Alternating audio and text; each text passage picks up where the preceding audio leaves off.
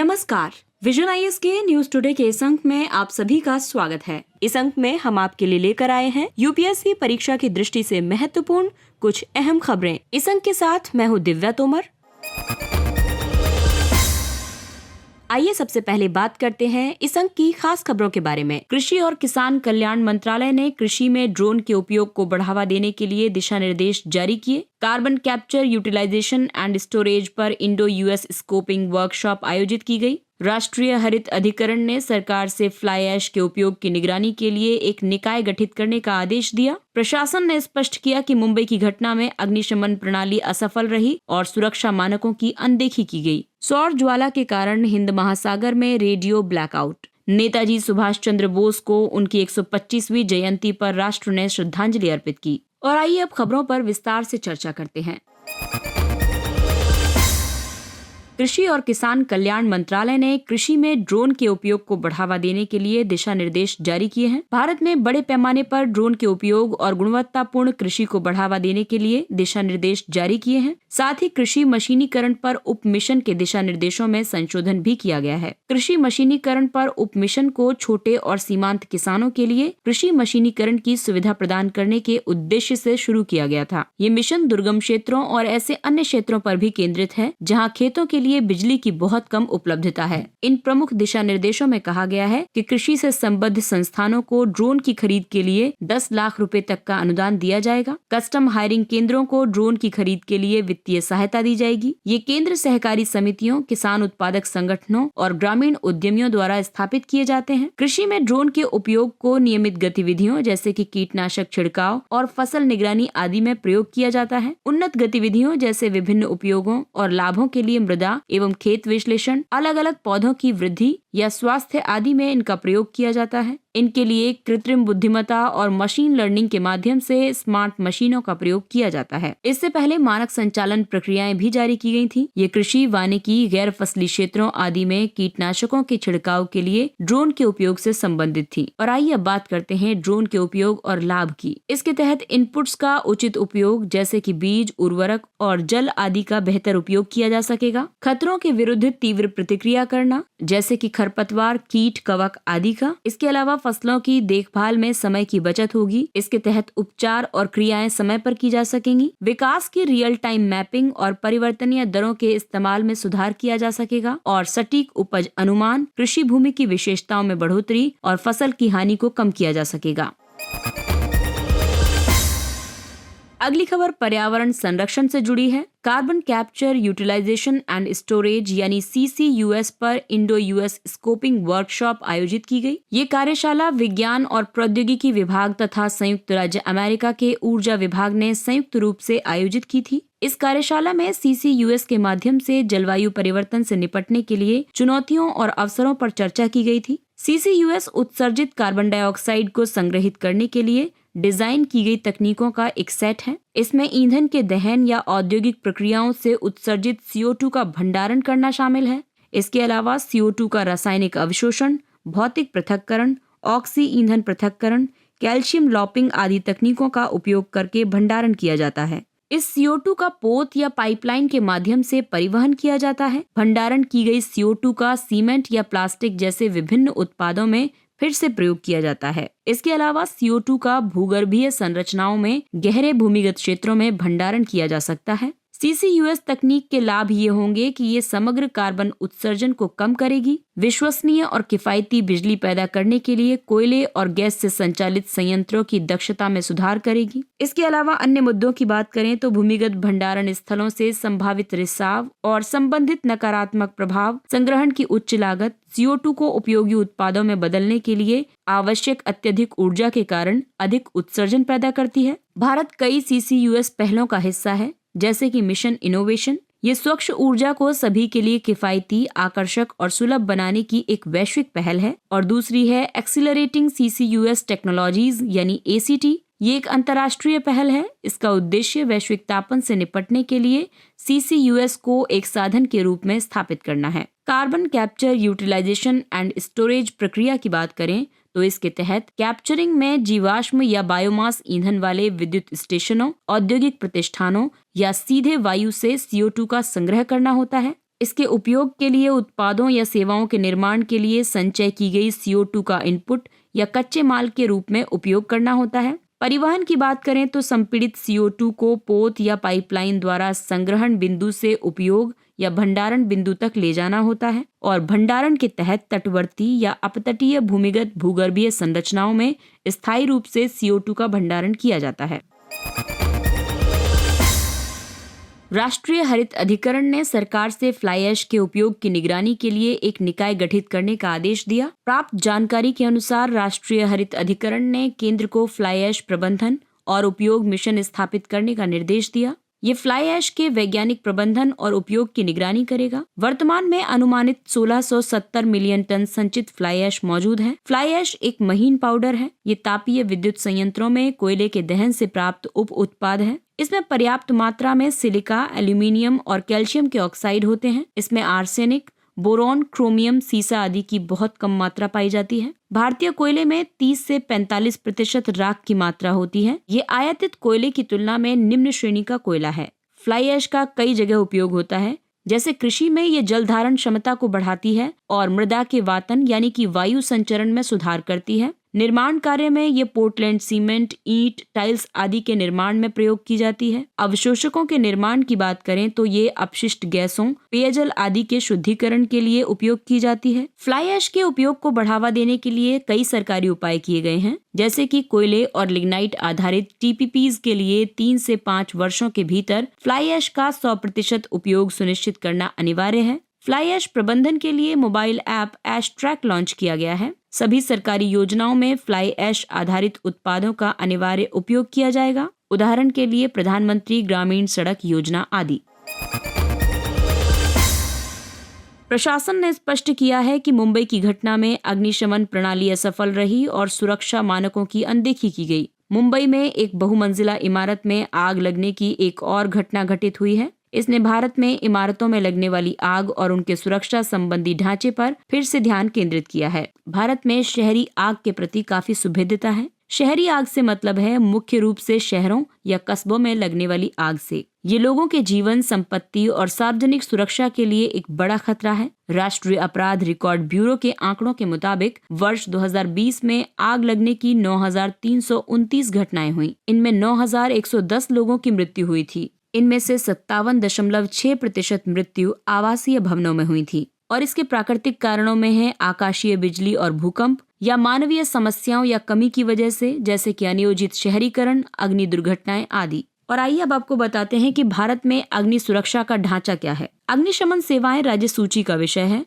इसे संविधान की 12वीं सूची में नगर पालिका के कार्य के रूप में शामिल किया गया है। यह अनुच्छेद 243W के अंतर्गत आता है। वर्ष 2003 में शहरी विकास मंत्रालय ने मॉडल बिल्डिंग उपनियम जारी किए थे। इनका उद्देश्य भवन सुरक्षा पर ध्यान केंद्रित करना और राज्य सरकारों का मार्गदर्शन करना था। इसमें शामिल है मुख्य अग्निशमन अधिकारी की नियुक्ति करना। ये अग्नि सुरक्षा पर भवन योजनाओं की जांच और अनुमोदन या अस्वीकार करने के लिए उत्तरदायी होगा। भारतीय मानक ब्यूरो ने वर्ष 2016 में भारत की राष्ट्रीय भवन संहिता का 3रा संस्करण जारी किया था। इसका भाग 4 अग्नि की रोकथाम, जीवन सुरक्षा और अग्नि सुरक्षा पर विस्तृत प्रावधानों से संबंधित है।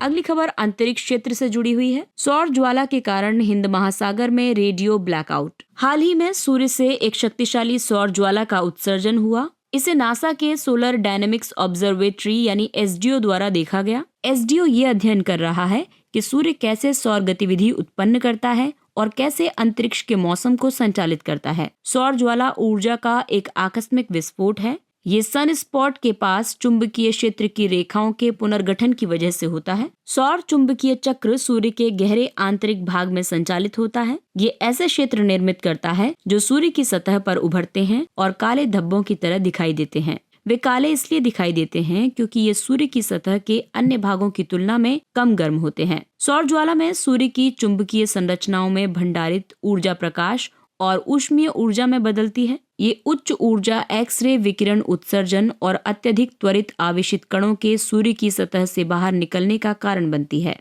कभी कभी सौर ज्वालाएं भी सूर्य से गर्म प्लाज्मा को बाहर निकालने का कारण बनती हैं। इससे सौर तूफान उत्पन्न होता है। इसे कोरोनल मास इजेक्शन कहा जाता है। सौर ज्वाला द्वारा उत्सर्जित विकिरण एवं उच्च ऊर्जा कण आकाश में तीव्र प्रकाश उत्पन्न कर सकते हैं। इसे ऑरोरा या ध्रुवीय ज्योति कहा जाता है। सौर ज्वालाओं को 4 वर्गों में बांटा गया है, बी, सी, एम और एक्स। बी वर्ग की सौर ज्वालाओं का पृथ्वी पर कोई प्रभाव नहीं पड़ता। सी वर्ग में आने वाली सौर ज्वाला अंतरिक्ष मिशनों पर संभावित प्रभाव डालती हैं। एम वर्ग में आने वाली सौर ज्वाला रेडियो प्रसारण में ब्लैकआउट और अंतरिक्ष यान के बाहर अंतरिक्ष यात्रियों को संभावित नुकसान पहुंचा सकती हैं। और एक्स वर्ग में आने वाली सौर ज्वालाएं उपग्रहों, संचार प्रणालियों, विद्युत वितरण स्टेशनों और इलेक्ट्रॉनिक उपकरणों को नुकसान पहुंचा सकती हैं।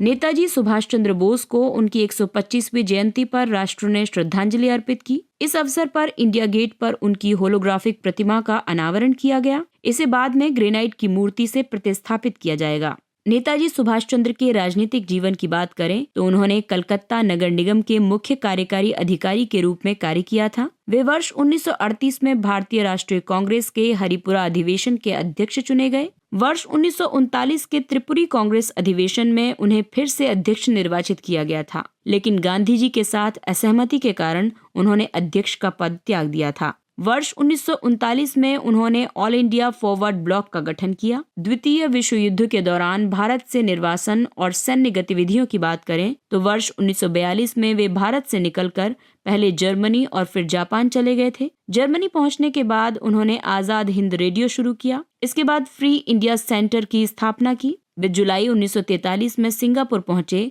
और उन्होंने भारतीय राष्ट्रीय सेना की कमान संभाली। सिंगापुर में उन्होंने निर्वासन में आजाद हिंद सरकार के रूप में भारत की निर्वासित सरकार का गठन किया। साहित्यिक योगदानों की बात करें तो उन्होंने समाचार पत्र फॉरवर्ड का संपादन किया। उन्होंने अपना स्वयं का समाचार पत्र स्वराज प्रकाशित किया था। बोस ने द इंडियन स्ट्रगल नामक पुस्तक भी लिखी थी। सुभाष चंद्र बोस की अन्य उपलब्धियों की बात करें तो उन्होंने वर्ष 1920 में भारतीय सिविल सेवा परीक्षा पास की थी। हालांकि उन्होंने अप्रैल 1921 में त्यागपत्र दे दिया था। चित्तरंजन दास और जवाहरलाल नेहरू के साथ उन्होंने अखिल भारतीय ट्रेड यूनियन कांग्रेस के अध्यक्ष के रूप में भी कार्य किया था।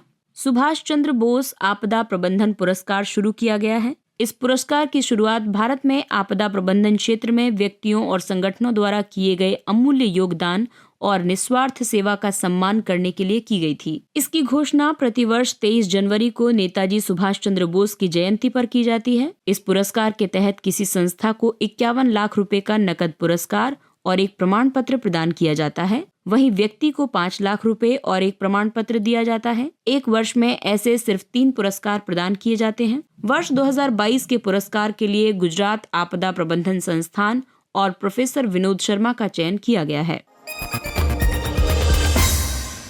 आइए अब बात करते हैं कुछ अन्य महत्वपूर्ण सुर्खियों की। संधारणीयता विज्ञान पर अंतर्राष्ट्रीय सम्मेलन ICSS। हाल ही में संधारणीयता विज्ञान पर अंतर्राष्ट्रीय सम्मेलन के 8वें संस्करण का आयोजन किया गया। ये शिक्षाविदों, नीति निर्माताओं और प्रैक्टिशनर्स के बीच इस बात पर रचनात्मक चर्चा को सुगम बनाएगा कि जैव विविधता आधारित समाधान सतत विकास में कैसे योगदान कर सकते हैं। जैव विविधता पर वर्ष 2020 के बाद के एजेंडे के वर्तमान अंतर्राष्ट्रीय विमर्श में इस सम्मेलन के परिणामों के शामिल होने की उम्मीद है। ये फ्रेमवर्क अगले दशक और उससे आगे के लिए जैव विविधता के संरक्षण और प्रबंधन के लिए लक्ष्यों और मार्गों को परिभाषित करेगा। ICSS सम्मेलन का आयोजन विभिन्न संस्थानों या संगठनों द्वारा किया जाता है। इसमें convention on biological diversity secretariat, institute of future initiatives, Tokyo university और फ्यूचर अर्थ आदि शामिल हैं। तालिबान और अफगान सिविल सोसाइटी ने ओस्लो वार्ता आरंभ की। इस वार्ता को नॉर्वे सुविधाजनक बना रहा है। ये वार्ता अफगानिस्तान में मानवाधिकारों और मानवीय संकट पर केंद्रित है। अगस्त 2021 में 20 वर्ष बाद तालिबान की सत्ता में वापसी के बाद से अफगानिस्तान में मानवीय दशा काफी खराब हो गई है। भारत का पहला जिला सुशासन सूचकांक जारी किया गया। इस सूचकांक को जम्मू और कश्मीर सरकार की सहभागिता में प्रशासनिक सुधार और लोक शिकायत विभाग ने तैयार किया है। इसे जम्मू और कश्मीर के 20 जिलों के लिए जारी किया गया है। जम्मू जिला इस सूची में शीर्ष पर है। इसके बाद डोडा, सांबा, पुलवामा और श्रीनगर का स्थान है। DGGI ने जिला स्तर पर विभिन्न शासन हस्तक्षेपों के प्रभावों की पहचान करने में मदद की। इसने लक्षित हस्तक्षेपों के साथ जिला स्तर के शासन में सुधार के लिए भविष्य का एक रोड मैप भी प्रदान किया है। ये सभी राज्यों और संघ राज्य क्षेत्रों के लिए जिला स्तर पर शासन के समान मानकों के लिए रोड मैप उपलब्ध करवाएगा। प्रधानमंत्री वाईफाई एक्सेस नेटवर्क इंटरफेस यानी PM वाणी। हाल ही में दूरसंचार विभाग के सचिव ने कहा है कि सार्वजनिक वाईफाई हॉटस्पॉट 2-3 करोड़ रोजगार अवसर पैदा कर सकते हैं। PM वाणी का उद्देश्य सार्वजनिक वाईफाई हॉटस्पॉट प्रदाताओं के माध्यम से ब्रॉडबैंड सुविधा प्रदान करना है। इससे देश में वायरलेस इंटरनेट कनेक्टिविटी को बढ़ाने में मदद मिलेगी। PM वाणी तंत्र public data office aggregator, app प्रदाता आदि सहित विभिन्न अभिकर्ताओं द्वारा संचालित किया जाएगा। वाईफाई पब्लिक डेटा ऑफिस के माध्यम से प्रदान किया जाता है। PDO एग्रीगेटर PDOs के अनुमोदन और लेखांकन की देखरेख करेंगे।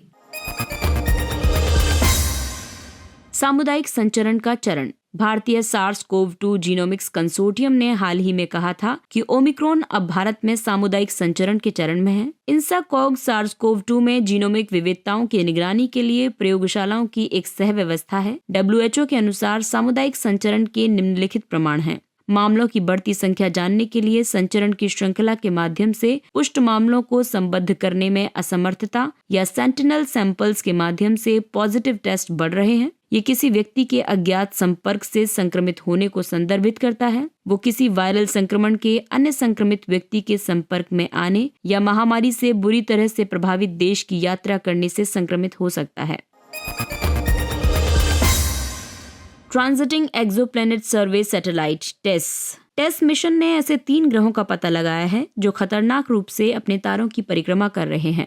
टेस एक मैसाचुसेट्स इंस्टीट्यूट ऑफ टेक्नोलॉजी के नेतृत्व में नासा का मिशन है। इसे निकटवर्ती अत्यधिक चमकीले तारों के आसपास हजारों बाहरी ग्रहों की खोज करने के लिए डिजाइन किया गया है। एक बाहरी ग्रह सौरमंडल से बाहर का ग्रह होता है। अधिकतर एक्सोप्लैनेट अन्य तारों की परिक्रमा करते हैं, लेकिन कुछ बाहरी ग्रह तारों की परिक्रमा नहीं करते। वे आकाश गंगा के केंद्र की परिक्रमा करते हैं और किसी भी तारे से जुड़े नहीं होते हैं। ऐसे बाहरी ग्रह आवारा ग्रह कहलाते हैं, यानी इन्हें रॉग प्लैनेट कहा जाता है। प्राइम मिशन जुलाई 2020 में समाप्त हो गया था। टेस्ट मिशन का विस्तार किया गया है। वर्ष 1922 का गुजरात आदिवासी नरसंहार। गणतंत्र दिवस पर गुजरात राज्य की झांकी में वर्ष 1922 के भील आदिवासियों के अंग्रेजों द्वारा किए गए नरसंहार को प्रदर्शित किया जाएगा। ये नरसंहार साबरकांठा जिले के पालचितरिया और दड़वाह गांव में हुआ था। इन स्थानों पर मोतीलाल तेजावत के नेतृत्व में आदिवासी एकत्र हुए थे। वे ब्रिटिश और सामंती स्वामियों द्वारा लगाए गए भूमि राजस्व का विरोध कर रहे थे। यहाँ ब्रिटिश मेजर H.G. सेटन ने आदिवासियों पर गोलीबारी का आदेश दिया था। राजस्थान में जन्मे मोतीलाल तेजावत बिजोलिया आंदोलन से प्रेरित थे। उन्होंने आदिवासियों के साथ एकता आंदोलन शुरू किया था। इसका उद्देश्य सरकार और जागीरदारों द्वारा भीलों के सभी प्रकार के शोषण का विरोध करना था। और आइए बात करते हैं सुर्खियों में रहे स्थानों के बारे में। तो सबसे पहले बात करते हैं पेरू की। इसकी राजधानी लीमा है। हाल ही में पेरू सरकार ने तेल रिसाव के कारण लीमा के तटीय क्षेत्र में 90 दिनों के पर्यावरणीय आपातकाल की घोषणा की है। पेरू तीसरा सबसे बड़ा दक्षिण अमेरिकी देश है। ये इक्वाडोर, कोलंबिया, ब्राजील, बोलीविया और चिली के साथ अपनी भूमि सीमाओं को साझा करता है। पेरू में एक विश्व विरासत स्थल माचू पिच्चू स्थित है। ये इंका सभ्यता से संबंधित है। पेरू भूमध्य रेखा के ठीक दक्षिण में स्थित है। कॉर्डिलेरा ब्लांका में माउंट हुआस्करान इसका सर्वोच्च शिखर है। इसके साथ ही ये अंक समाप्त होता है। अगले अंक में फिर मुलाकात होगी कुछ अन्य महत्वपूर्ण खबरों के साथ। तब तक अपना ख्याल रखिए, सुरक्षित दूरी बनाए रखिए, मास्क पहनिए, हाथ और चेहरा साफ रखिए, क्योंकि कोरोना अभी पूरी तरह से गया नहीं है। इसलिए पूरी सावधानी बरतें, अपनों का और अपना विशेष ख्याल रखें। और इसी अपील के साथ विजन IAS की पूरी टीम आपसे इजाजत लेती है। नमस्कार।